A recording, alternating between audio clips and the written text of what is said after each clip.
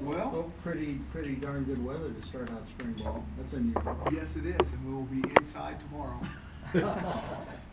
Schedules are schedules, huh? Well, I don't want us ever to rely on any one venue or, the weather to deter us one way or another. So we'll always continually mix and match where we're going to practice. And so we thought we'd go inside and bounce back and forth, keep to that schedule. No noise and humidity tomorrow, though. No, definitely no humidity, and I think we'll hold off on the noise just a little bit longer. Yeah.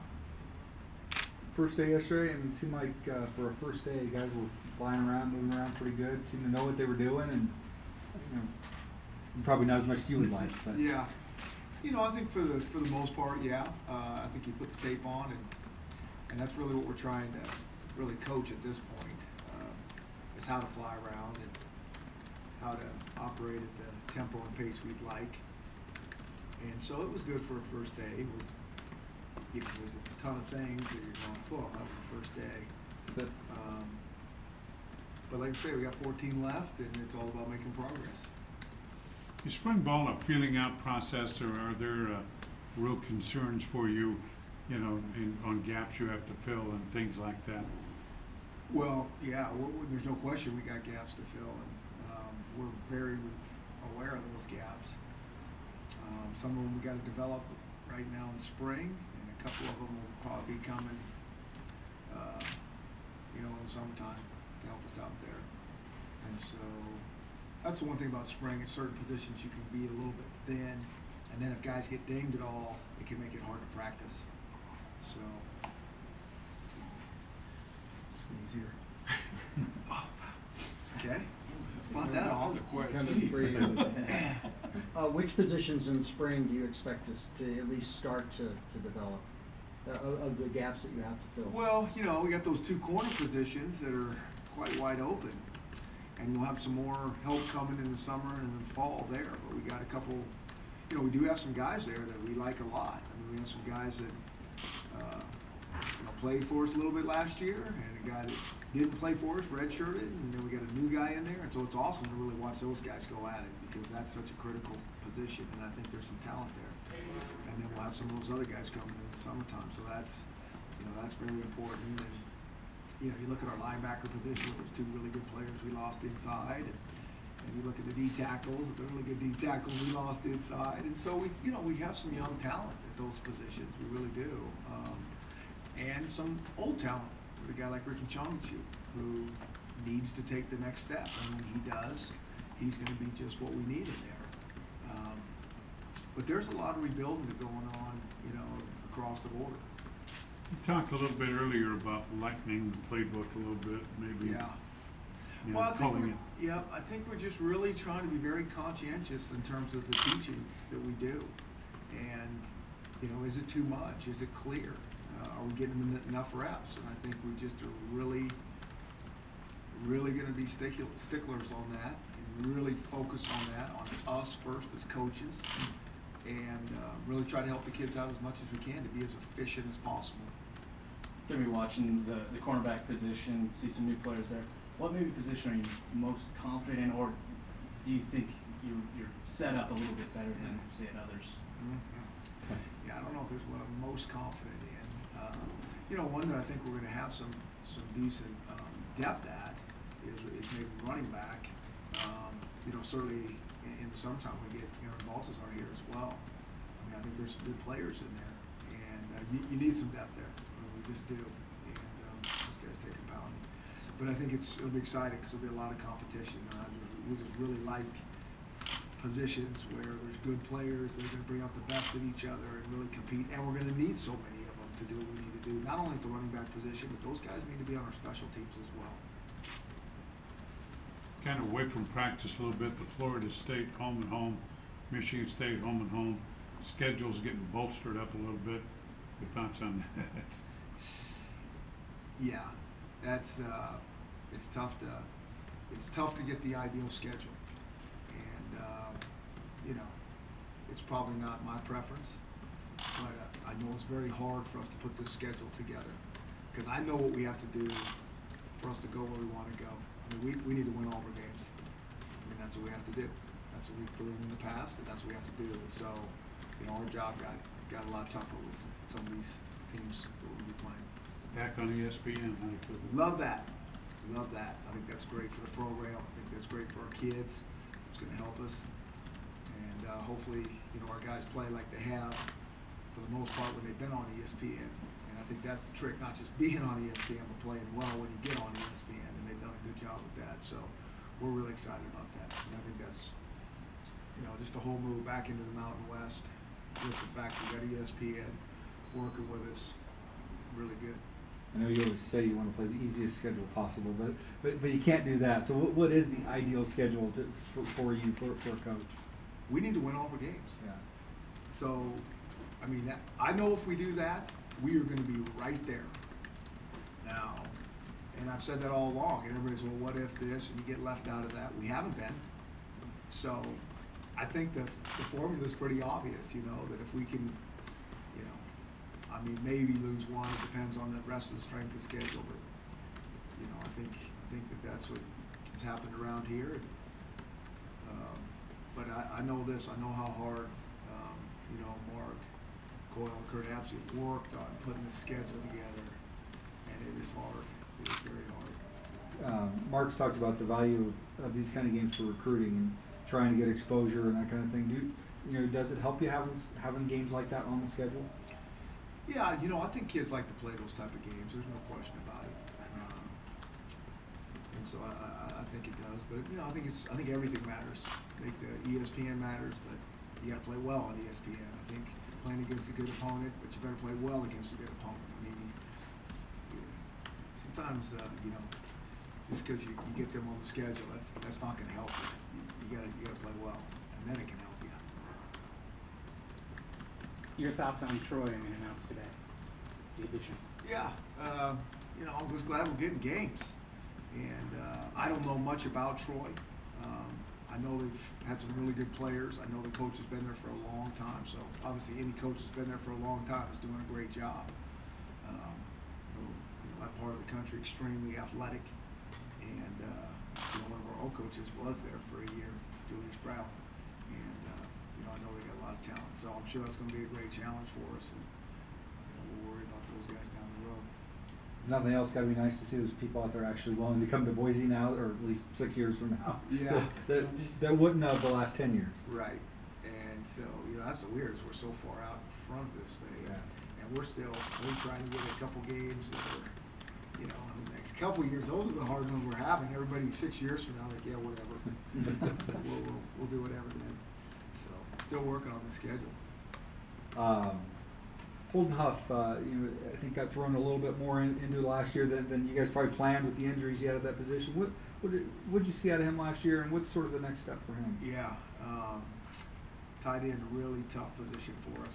We talked about that many times, just in terms of all that's on that guy's plate in terms of run blocking assignments, pass routes, motions, shifts, all those stuff. Really complicated. So that's hard for a young guy. And then you put the physical component with that, it can make it tough.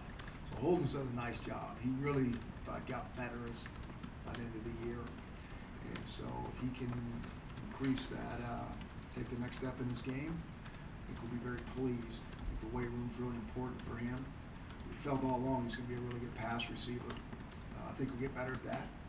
He's a big, tall target. I think towards the end, he's starting to catch the ball a little bit better than he had throughout the year. So spring will be important for him.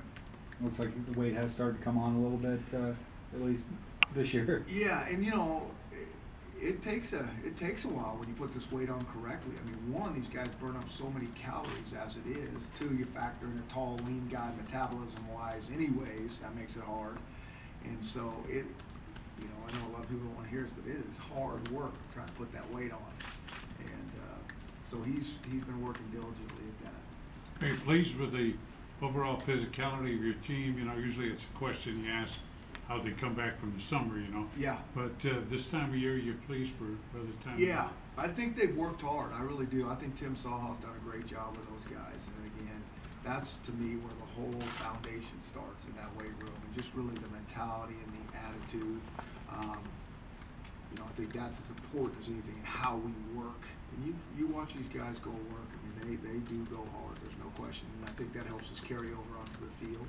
But not only that, I mean, I think the job that is done in our weight room is second to none. I really believe that. I mean, you look at Jamar Taylor, you know, way back when, we weren't sure when we were recruiting him if we thought he was fast enough. And so, just the development that goes on each year, and it's baby steps. You know, it's not going to happen overnight or in any one year, but that process of 4 and 5 years going through our strength and conditioning program, these guys all get stronger, they all get a little bit bigger, and most impressively, I think they all get faster. Do you develop team leaders in the weight room? For sure, absolutely. And you know, again, I think that's the foundation where it starts, because you know, you can talk all you want, but if you're not putting forth the actions and the effort, those are just words. And so, anybody that produces and producing that weight room, all eyes are going to be on it. Then they got to take some steps as a leader, but they'll gain some credibility in that room as much as anywhere. The quarterbacks have added quite a bit of weight since December. Is that part of the plan? Yeah, no, I think winter conditioning? Yeah, I think they might have been in and out burger too much on you know, Christmas break or whatever. No, I think that's good. I think it just comes with it. And you know, as the season wears on a little bit, those guys, you know, they don't lift like a lot of the other guys, and so sometimes they have a tendency to lose that weight. So it's good that you know, they're putting on, I think it's good weight. I think it's muscle weight. And as much as we run around here, you know, as long as it doesn't slow them down, we like it. Talking with your players last week, they said this year's team is faster, maybe quicker, plays quicker. Have you seen that? Or? Yeah, well, that'll be to be determined. I don't know about that, but I think we're on the right track, and we probably need to be. You know, I don't know if this is one of the bigger teams that we've had, and that doesn't totally concern us either. I think it's always about speed and power and toughness, and so if we have those things, you know, we'll be in the ballpark with most. Where would you like the quarterback position to be at the end of spring? In terms of? In terms of, you know, pecking order, or just what kind of progress do you want to make at that position? Yeah, I think you said the magic words, progress. I don't know if we really need a pecking order. I mean, sometimes that makes it easier, you know, especially when you have 4 and a 5th coming. It's hard when there's one football to get guys reps. And so if that shakes down that there is a pecking order, maybe that helps things a little bit. But I think the bottom line is in spring, and that's one of the first talks we have with all of our guys, hey, don't get hung up on this depth chart. And we think about special teams because we're putting all of our guys, and we got 4 deep at some positions, and we know how fast that's going to change when we play for real in the fall. So don't worry about that. Just get better. And so I think that is the quarterback position. And, you know, you watch it day 1, a couple guys are pressing, trying too hard. You know, it does not have to happen in day 1 or even in day 15. Just focus in, one play at a time, one day at a time. You have time here. You know, you're not going to the Pro Bowl tomorrow. And so some guys you gotta back off because they want it so bad and they're trying too hard. How's Joe, as far as leadership goes, going into this season? You know, starter or senior? I think Joe's in a great groove right now. You know, I think he's as hungry, you know, as he's been. I think he's confident because he knows he got better as the season went on and produced and did some very good things. And so I'm really excited to watch him as much as anyone through the whole spring. Again, I always say that when you get a 5th-year senior at that position that has done some good things, you may not see these, you know, the average fan might not see it, but as coaches will know. And, you know, again, I've said this all along, if he can take that next little step, he's going to be, you know, extremely effective and efficient player and play at a very, very high level. How big is it to have the starter back at that position? Yeah, I think that always helps. I think it always helps when you get a good starter back. It doesn't really get a starter back. Not such a good starter back. So, and I think the way that Joe finished up, he was a good starter. So that's good to have him back and build on that and take that next step. And he knows it, and I know he can do it. So excited to see that. Coach K talked after the bowl game about trying to maybe get a little bit bigger, a little more physical on defense after some of the yards you guys gave up running the ball. Is there something you guys are trying to do to address that, or? Well, I think we've been talking about it, the weight room, and, we got a couple bodies we've added around here, Deuce Monteale. He's, I think, I'm not gonna get ahead of myself here, but we really liked him, and his attitude is great. He's a good guy to be around, and he looks athletic for a big guy. And, we'll have a couple more guys coming in the fall as well, and so that'll help, but it all starts in the weight room. Talk about, excuse me, talk about calling plays on offense. What do you do on defense? How much do you add in a year, subtract in a year? How does that differ from the offense? Well, the defense is trying to do similar things to offense in terms of streamlining their teaching, making it simple on our guys. I mean, the whole thing is it doesn't matter what we know. It matters what our guys know, and really know so well that they can just react and play fast. And, with so many different schemes out there, and sometimes I think the defensive guys have it harder than offensive guys with just the different styles. So you can come up with a million different calls. I mean, it's really who has the chalk last. And so, they're doing this, we better do this. And so it's very easy on the defensive side to really put a lot of layers as well. But I think our guys did such a tremendous job last year on defense, coaching those kids, keeping it simple, giving them enough to be effective, keeping offenses off balance, but yet their teaching was so good, the kids played fast. And so they're trying to take the next step as coaches to even make it simpler on these new guys we got coming so that they can play really, really fast. The last few years, you guys have had so much experience on the offensive line, like 7, 8 guys who've started. And this year, you've got those 3 or 4 at the top, but you've got a dozen guys out there that really have never played. And time to sort of see what you got there and get some of those guys to get going a little bit. About time Coach Strauss starts earning his money. Yeah, and so that always happens when you have some guys that have played for you for a while. And we had some young old linemen that kind of had been there, about 7 or 8, like you're saying, that had all cycled through and played different positions, and so that was comforting because you're going to get some guys dinged. Well, we have some guys that have played, and it's probably, I don't know, maybe 5 that you're feeling like, okay, these guys could hold up, but they're not. It just doesn't happen like that. So we got to get 3 to 4 other guys that are ready to play and get in the mix, and we're certainly not there yet.